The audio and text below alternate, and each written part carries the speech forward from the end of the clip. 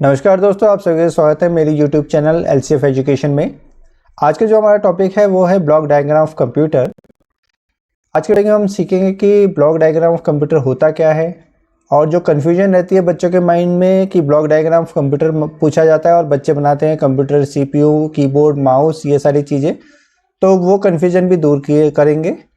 और ये जो टॉपिक है, जैसे देख रहे हैं आप लिखा हुआ है इम्पॉर्टेंट, तो ये वाकई में काफ़ी इम्पॉर्टेंट है। ख़ास करके पॉलिटेक्निक की हम बात करें तो कई सालों से यही क्वेश्चन बार बार रिपीट किया जा रहा है, यही क्वेश्चन पूछा जा रहा है।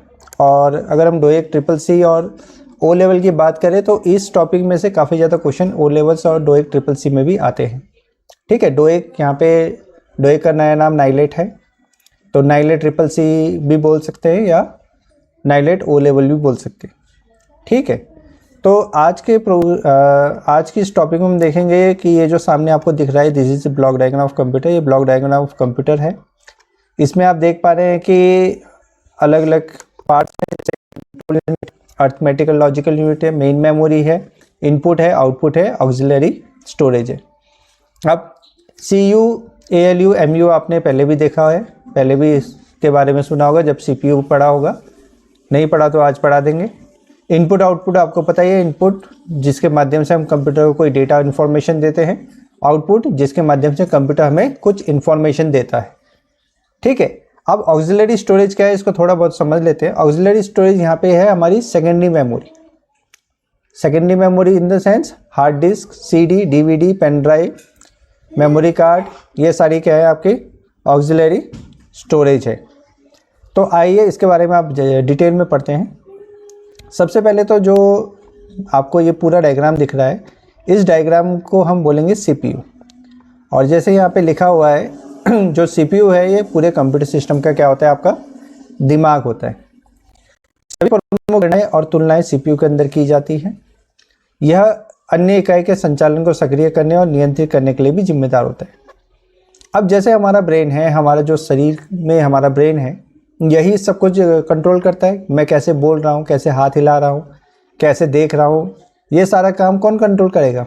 मेरा ब्रेन करेगा। वैसे कंप्यूटर के अंदर कौन सा प्रोसेस कब चलेगा, कब आपको क्या दिखेगा, कब आपको क्या सुनाई देगा, ये सारा कौन कंट्रोल करता है? आपका CPU कंट्रोल करता है।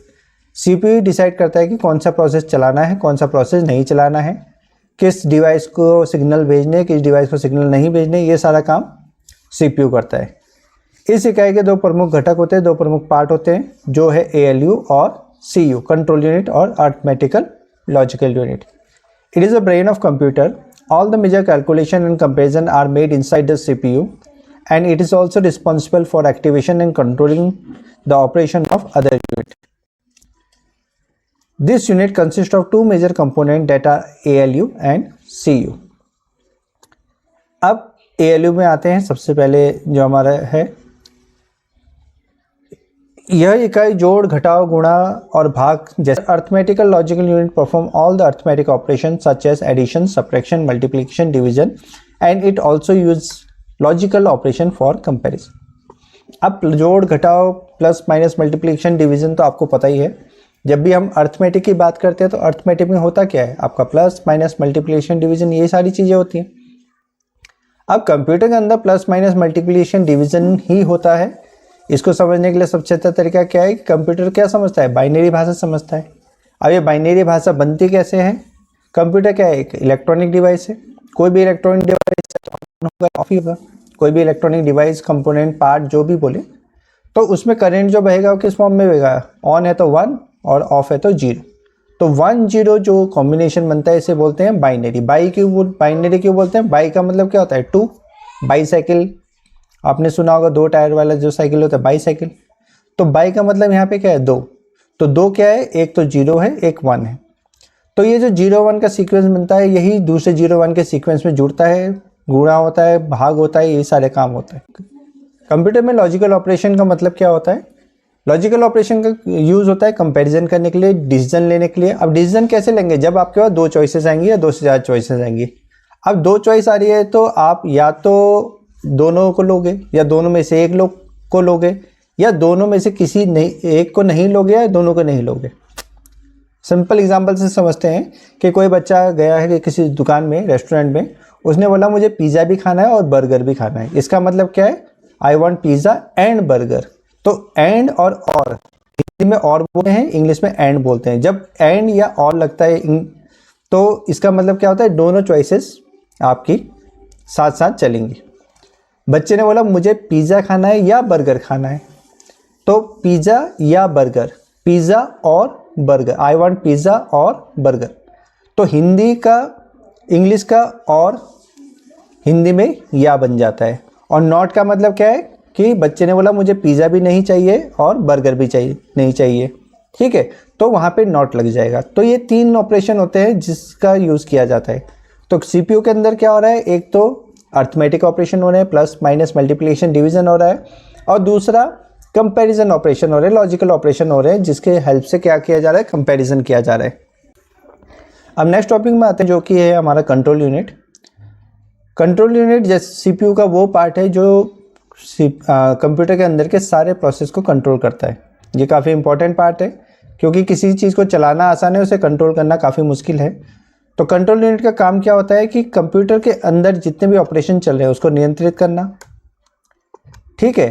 सीपीयू से जुड़े जितने भी उपकरण हैं जैसे मेमोरी, इनपुट आउटपुट डिवाइस, इनको भी नियंत्रण करना। सीयू क्या होता है आपका, ये निर्देश प्राप्त करता है और निर्देश को डिकोड करता है, उनकी व्याख्या करता है कैसे काम करेंगे, उसका निष्पादन करता है, निष्पादन मतलब उसका परफॉर्म करता है, एग्जीक्यूट करता है, और ये सारे काम करता है, ठीक है। आपका सीयू का काम जो है वो काफ़ी जटिल होता है। इसमें मेन जो काम होते हैं वो आगे हम आपको पढ़ाएंगे जब हम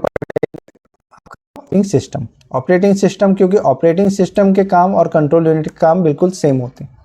बस फ़र्क ये है कि ऑपरेटिंग सिस्टम क्या है, एक सॉफ्टवेयर है, और कंट्रोल यूनिट क्या है, एक हार्डवेयर है, ठीक है। जैसे कार है, मोटरसाइकिल है, खुद से नहीं चलती, उसको चलाने के लिए एक आदमी चाहिए।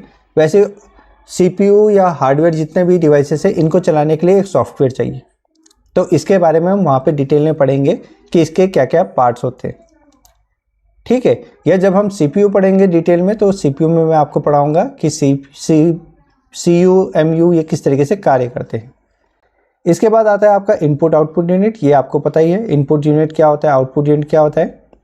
इनपुट यूनिट वो सारे यंत्र होते हैं, वो सारे डिवाइसेस होते हैं जिनके माध्यम से हम कंप्यूटर को कोई भी सूचना या डेटा प्रोवाइड करते हैं, डेटा देते हैं। आउटपुट यूनिट वो सारे यंत्र जिनके माध्यम से कंप्यूटर में इंफॉर्मेशन देता है, ठीक है। तो इनपुट आउटपुट यूनिट में बाहरी दुनिया और कंप्यूटर मेमोरी के बीच में सूचना प्रसारित करने के लिए उपयोग किए जाने वाले उपकरण होते हैं। जैसे मैंने आपको बताया, इनपुट यूनिट के माध्यम से फीड की गई जानकारी प्रोसेसिंग के लिए कंप्यूटर मेमोरी में स्टोर किया जाता है, और मेमोरी में स्टोर किए गए अंतिम परिणाम को रिकॉर्ड किया जा सकता है या आउटपुट के माध्यम से प्रदर्शित किया जा सकता है, ठीक है। हमारा जो अगला टॉपिक है वो है मेमोरी यूनिट। यहाँ पे जो हम मेमोरी यूनिट की बात करें या मेमोरी की बात करें, वो हमारी प्राइमरी मेमोरी है जो कि रैम और रोम है। और जैसे कि आपको पता है कि रोम जो है वो केवल कंप्यूटर खुलते समय इस्तेमाल होता है, उसके बाद उसका कोई इस्तेमाल नहीं होता। तो यहाँ पे हम मेनली जो बात कर रहे हैं वो रैम की कर रहे हैं, रैंडम एक्सेस मेमोरी की कर रहे हैं। तो क्या है, ये डिजिटल कंप्यूटर का एक अनिवार्य घटक है, एक इम्पॉर्टेंट पार्ट है, काफ़ी इम्पॉर्टेंट पार्ट है। ये क्या करता है, डेटा को प्रोसेस, जब डेटा प्रोसेस हो रहा होता है और उसका जो रिजल्ट आता है उसको अपने पास स्टोर रखता है।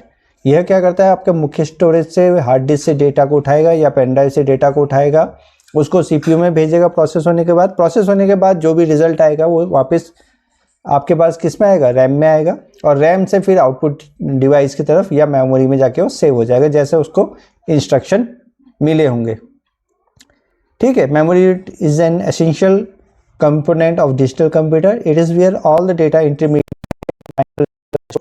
the data read from the main storage or an input unit are transferred into the computer memory where they are available for processing. This memory unit is also used to hold instruction to be executed and data to be processed. यानी जो data process होना है, जो instruction execute होना है, उसको भी ये होल्ड करके रखेगा, ठीक है। फिर नेक्स्ट टॉपिक आता है आपका डिस्क स्टोरेज यूनिट। ये हम बात कर रहे हैं ऑक्सिलरी मेमोरी की, जो आपकी ऑक्सिलरी मेमोरी है। तो डिस्क स्टोरेज यूनिट का काम सिंपल होता है। जैसे हमारे पास एक अलमारी है, उसमें काफ़ी ज़्यादा किताबें रखी हैं, हमें जब ज़रूरत पड़ती है हम उस अलमारी को खोलते हैं और उन किताबों को पढ़ लेते हैं।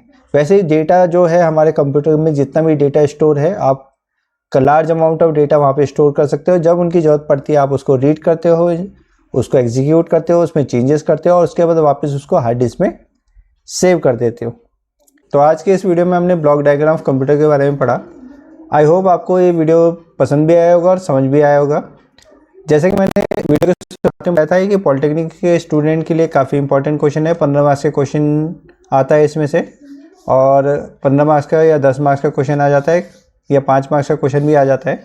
तो उसके लिए ये कंटेंट काफ़ी है।